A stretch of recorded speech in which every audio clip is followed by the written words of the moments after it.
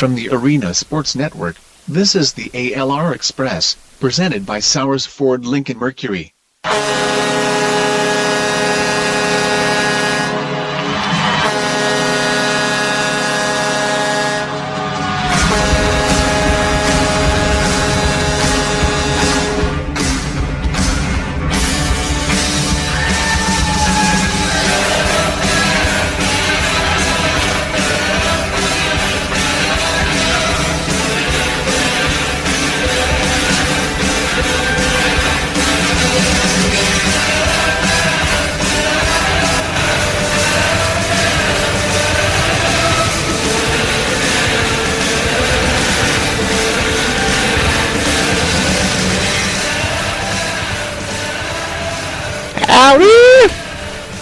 Okay, somewhere in there, the Gremlins decided to get on our station. It never fails when it gets cold as ham biscuits. Oh, welcome to this edition of the Afternoon Locker Room Express. I'm Alvin Washington here at the studios of our world headquarters. Glad you could come along. Please stay warm. We're going to do our best to make sure everything is okay. Give us a ring during this next half hour. Number is 573-200-6505. Again, 573-200-6505. Tweet us. We love tweets. At ASN Plus or at Arena Sports Net. Use the hashtag Afternoon Locker Room. And, of course, the world-famous Afternoon Locker Room Facebook page. Lots to talk about football-wise, as we especially the divisional playoffs that get going this week. The Pro Elite 8 is in full effect. Of course, the national championship in college coming up on Monday down in Dallas as Oregon and Ohio State gets at the Lockhorns. However, first, a bit of a requiem here for our friends in the hockey world. The late, great J.P. Parisi has passed on. Passing away late Wednesday due to complications from lung cancer. He died in hospice care at his home in Prior Lake, Minnesota. Some 890 games, 236 goals among 5 teams, among them his beloved Minnesota North Stars. Also, the Toronto Maple Leafs, the Boston Bruins, the New York Islanders, and, believe it or not, the Cleveland Barons. He was also a part of that 1972 Team Canada that knocked off the Soviet Union in the Summit Series. Did a great tribute to him during the game up in St. Paul at the XL Center on Thursday when the Wild faced off against the Chicago Blackhawks. The Hawks, a former nemesis of the Minnesota North Stars, when both teams were in the old Norris division way back when. So, a tip of the cap and a clack of the stick to the memory of the late, great J.P. Parisi. All right, let's get things cracking here. Football Hall of Fame selections going on today. First off, the Pro Football Hall of Fame finalists have now been announced, and some great names this time around. Among those, the late, great Junior Seau, who unfortunately took his life. And apparently he saved his brain because it looks like he's the latest person to have his brain checked out for potential CTE, and it looks like he has. Kurt Warner also a part of that. Greatest show on turf with St. Louis, a near comeback in the last Super Bowl, the one that the Cardinals managed to make against the Pittsburgh Steelers and almost won. Orlando Pace, who was also part of that greatest show on turf. One of the few offensive linemen to be taken number 1 overall in the common draft. He, too, a part of this first ballot. Matter of fact, for more on the story,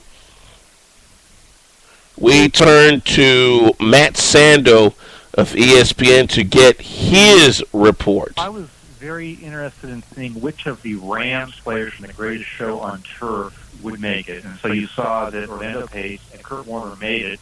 That left off, though, the two receivers from that team, Isaac Bruce and Torrey Holt. So those are guys I think we'll talk about in the future. Again, Matt Sendo from ESPN talking about the Football Hall of Fame selections, the finalists that have been selected in the last go-round of voting by the football writers. And as a matter of fact, speaking of those two particular wide receivers in Isaac Bruce and Torrey Holt, Matt Sandel continues on about when they will get their due. The positive of not having them there at the time is that there's only two wide receivers in Marvin Harrison and Tim Brown who are also worthy of consideration. So maybe there'll be fewer receivers splitting the votes of the receivers, and maybe it'll give a better chance to move Harrison and or Tim Brown into the Hall of Fame, clearing the way to make it easier for a Holt or a Bruce in the future. Again, the Football Hall of Fame finalists being announced on earlier today. Some of the other ones making the final list, one of my favorites, worldwide kicker Morton Anderson, who spent a lot of years with the New Orleans Saints. He also kicked with the Atlanta Falcons and the Minnesota Vikings. He's the most prolific. At the time that he left the game, he was the most prolific field goal kicker in the history of the NFL. A man who did get a ring on the way out, Jerome Bettis, current ESPN analyst, the former running back of the Pittsburgh Steelers, that memorable game-winning touchdown run against the Seahawks in that first trip to the big dance for them when Sean Alexander was the Seahawks feature back at the time. Running back Terrell Davis got the 2 rings with Denver to help John Elway roll on the way out. Linebacker defensive end Kevin Green, boy, he was a character. Charles Haley in the same particular role. As mentioned, wide receiver Marvin Harrison. Jimmy Johnson, one of the coaches that made the list. Another wide receiver, Tim Brown from the old L.A. Raiders days. Some other coaches, including Don Air Coryell from those famous San Diego teams. Never made the big dance, unfortunately. But those teams back when Dan Fouts was flinging the ball down in deep Southern California were fun to watch. It was all a part of Don Coryell's tutelage. Coach Tony Dungy, the first African-American coach to win the Super Bowl, and he won it in a first-ever showdown of African-American coaches. Remember, he won it against Lovie Smith of the Chicago Bears in Super Bowl 41. Ironically, Eddie Robinson, who paved the way for a lot of black coaches to do well not only at the collegiate level but also the professional level, was still living during that time.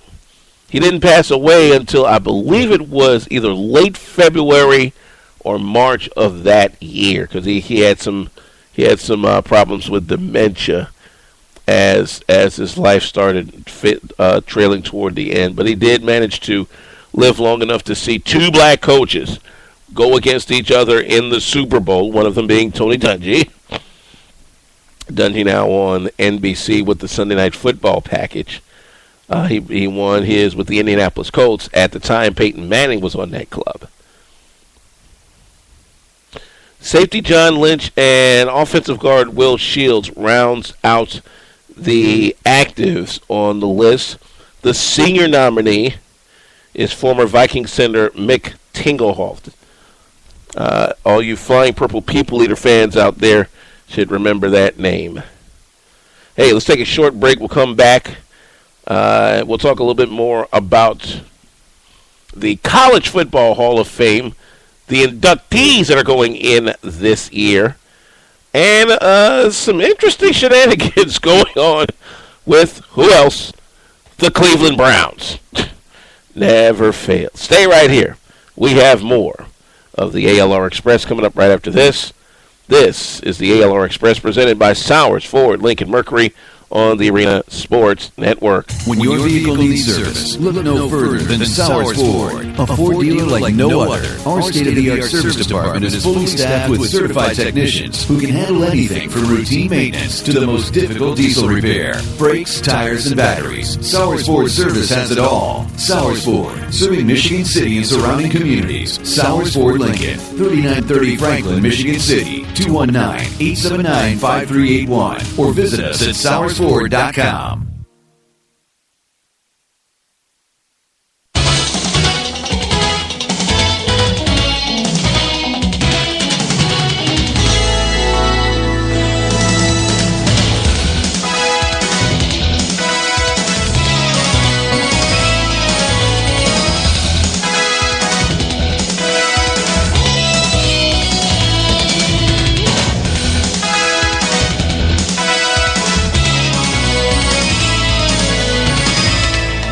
Back here on the ALR Express, part of the afternoon locker room, and presented by Sowers Ford Lincoln Mercury, Northwest Indiana's newest Ford Lincoln Mercury dealer, I should say. Wow, I'm thinking of food already.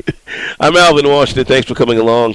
Hit us up on the line, 573-200-6505. Again, it's 573-200-6505. Tweet us. We do love tweets. At ASN Plus or at Arena Sportsnet. Use the hashtag Afternoon Locker Room, and the world famous Afternoon Locker Room Facebook is also at your disposal. Before we get into the College Football Hall of Fame selections, and there's some interesting stuff coming out of that. Some sad news in college football and college sports in general. Nelson Townsend, who is the interim athletic director at Florida A&M, suddenly passed away yesterday due to a heart attack. Townsend had taken over back in midway December when Kellen Winslow, the Hall of Fame tight end from the San Diego Chargers, stepped down abruptly. But it was not a good first year for Kellen Winslow, especially with the way that he handled the firing of the last FAMU football coach. So our hats and hearts out to everybody down in Tallahassee, Florida, that wears green and orange with the Florida A&M family. Hope you guys get through this tough time, because it is rough down there right now, having to go through all those changes. Again, Nelson Townsend, interim athletic director of Florida A&M, passing away at the age of 75 due to a heart attack. Speaking of FAMU, some closure in the hazing activity that forced FAMU's most famous unit, the Marching 100, off the field. According to the Associated Press, a former FAMU band member was sentenced to more than 6 years in prison for manslaughter and felony hazing in the death of a drum major, making him the first to receive prison time in that case. Dante Martin received 77 months, but prosecutors wanted some 9 years in the beating death of 26-year-old Robert Champion during a brutal hazing ritual in November of 2011. Judge Renee Roche in Orlando said she chose to deviate from the recommended sentence guideline for Martin because she believed it had been demonstrated that Champion had been a willing participant in the ritual. Champion's parents said afterward that they wanted to see a stiffer sentence to deter the hazing they called a quiet part of FAMU's famed March 100 band for decades. The Champions also took issue with the contention their son consented to be hazed. I think the prison time enough should be a deterrent to let folks know, hey, you don't do that stuff, man. Yes, it is a privilege to be a part of a unit like the FAMU Marching 100. But you don't know. No.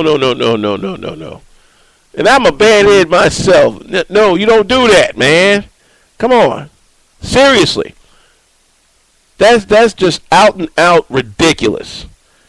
Kudos to the judge for even putting the sentence on them in the first place. You know, I just hope that more people who follow